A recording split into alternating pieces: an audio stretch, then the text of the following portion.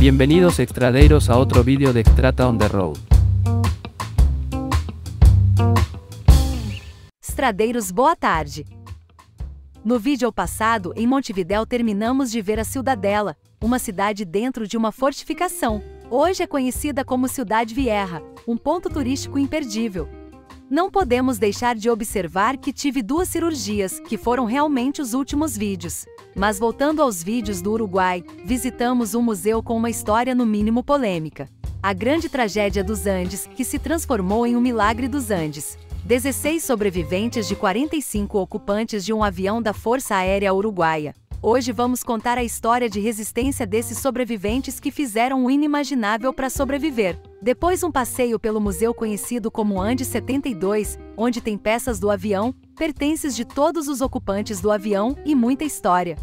Vem com a gente! Considerada una de las lecciones de supervivencia más espectaculares de la historia y uno de los episodios más conmovedores del siglo XX, lo que comenzó como la tragedia de los Andes y que terminó como el milagro de los Andes, cumple este año 51 años, con el mismo magnetismo que en 1972 transformó a estudiantes iraquíes en leyendas.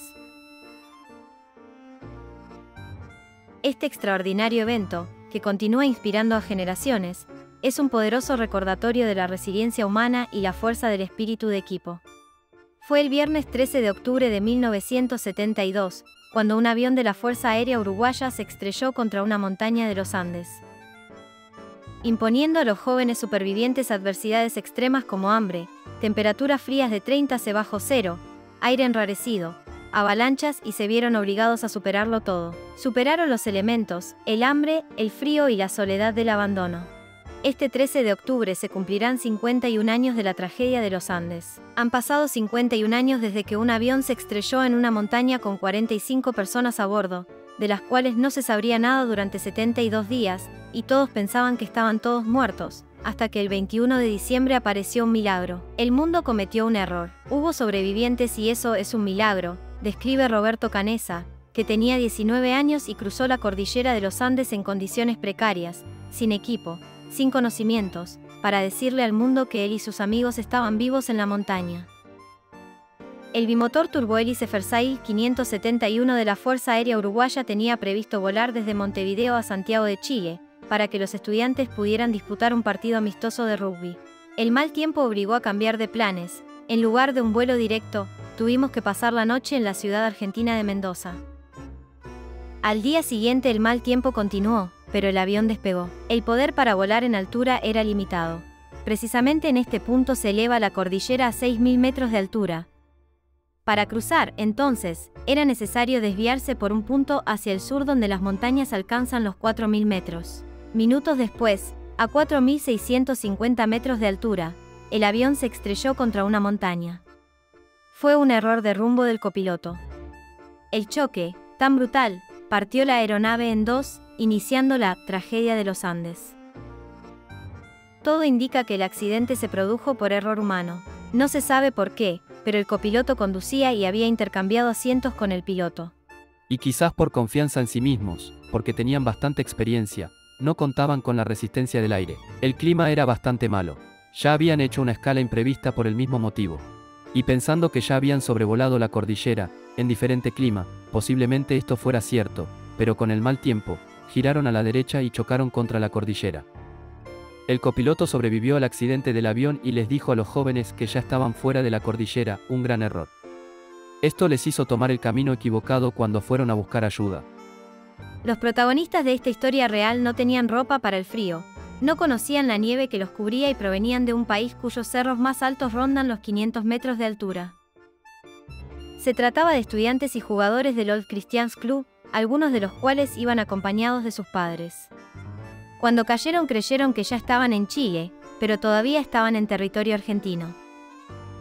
El impacto provocó que 11 personas sufrieran instantáneamente. La tarde del mismo día, otras 5. En el transcurso de 72 días, otras 5 personas morirían a consecuencia de graves heridas, hambre y frío. El 29 de octubre, 16 días después del accidente, otras 8 personas murieron cuando 2 avalanchas invadieron el fuselaje del avión, que se había convertido en refugio.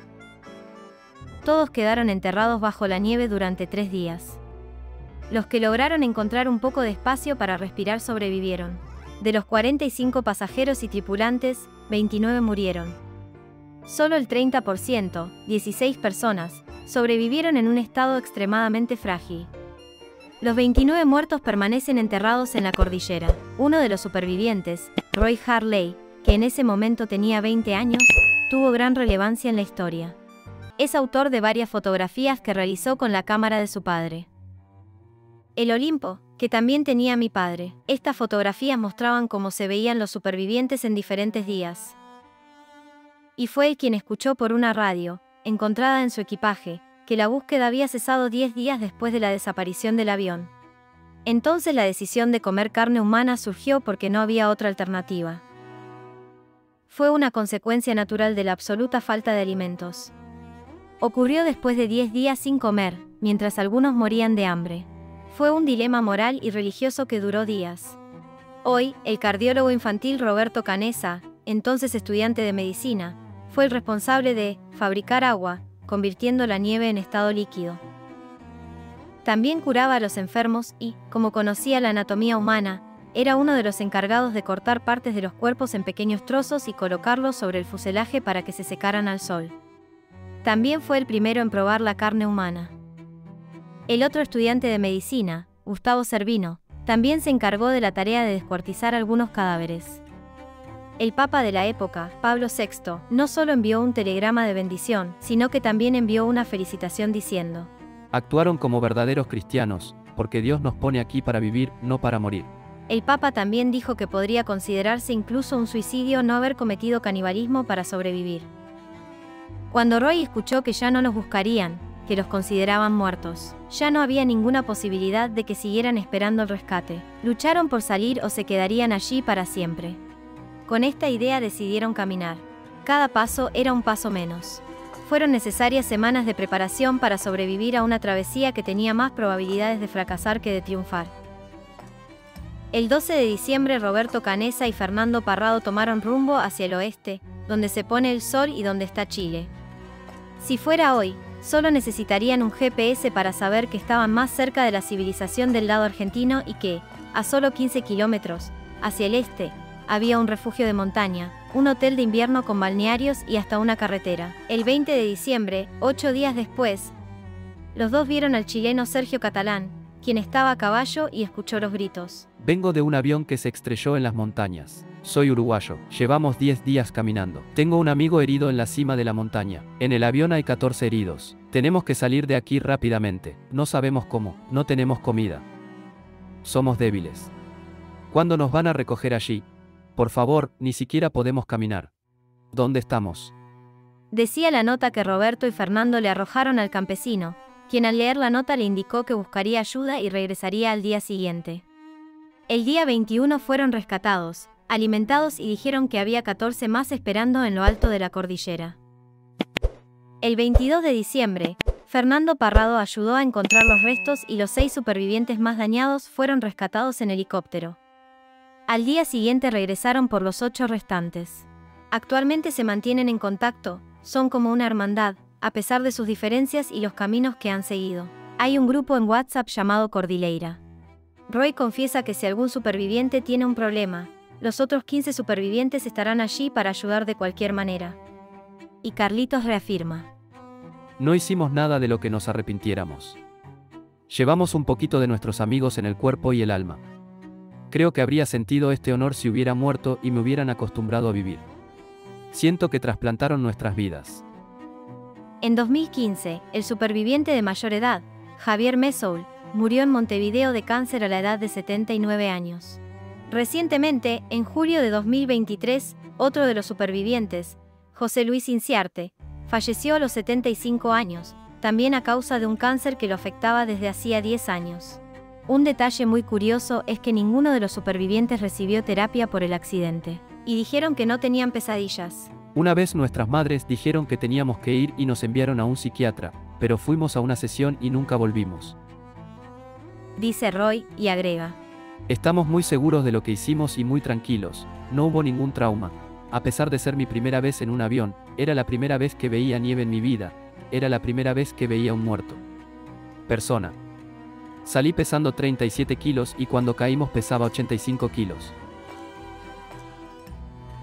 Al ser rescatados, fueron trasladados a hospitales de Chile, donde necesitaron recibir tratamiento por desnutrición, escorbuto, deshidratación y congelación. Poco después del rescate, evitaron responder que comían todo este tiempo. Pero la información se filtró y no les quedó otra opción. Dieron una conferencia de prensa y dijeron lo que querían escuchar.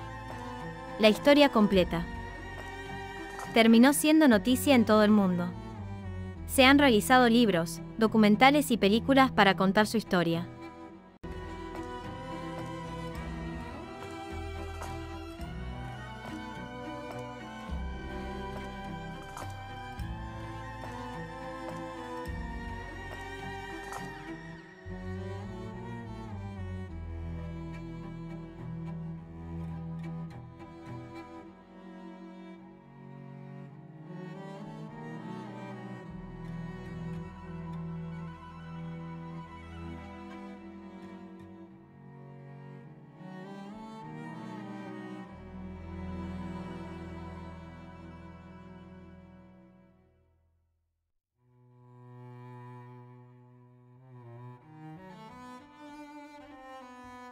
Hasta el día de hoy, esta historia es recordada en todo el mundo como una prueba de resistencia, perseverancia y resiliencia.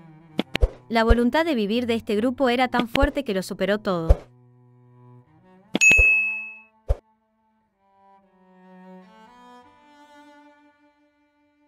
Montevideo, 12 de octubre de 1972.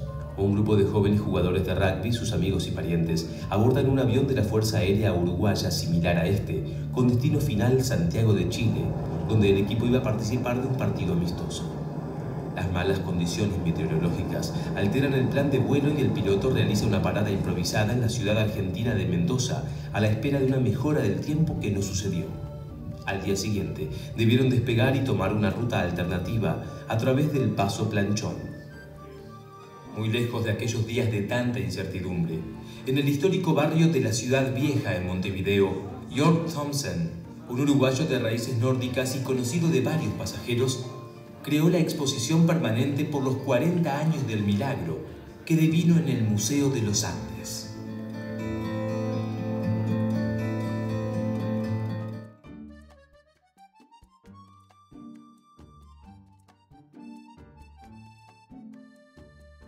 Luego de esta historia de superación, los sobrevivientes siguieron adelante con sus vidas, al tiempo comenzaron a dar conferencias en su tierra natal, Uruguay y alrededor del mundo. Esta historia es conmovedora, polémica y llama la atención porque trata sobre el canibalismo, pero dime si hubieras actuado de la misma manera en su lugar. Cuéntame qué hubieras hecho tú. Queremos saber tu opinión. En el siguiente vídeo el tema es más claro y será nuestro último vídeo de Uruguay. Digamos adiós a los amigos, a los lugares interesantes y algunas curiosidades. Pero antes de despedirnos, espero que nos dejes un me gusta a un vídeo que nos dio mucho trabajo de investigación. Y tal vez un comentario. Para ti es gratis y para nosotros es enormemente importante. Esto hace que YouTube entienda que nuestros vídeos son interesantes y los envíe a más personas. Ayúdanos a conseguir más visitas. Envíelos a amigos y familiares a quienes les puedan gustar nuestros vídeos. Nos vemos la próxima semana con otro vídeo nuevo. Ven con nosotros.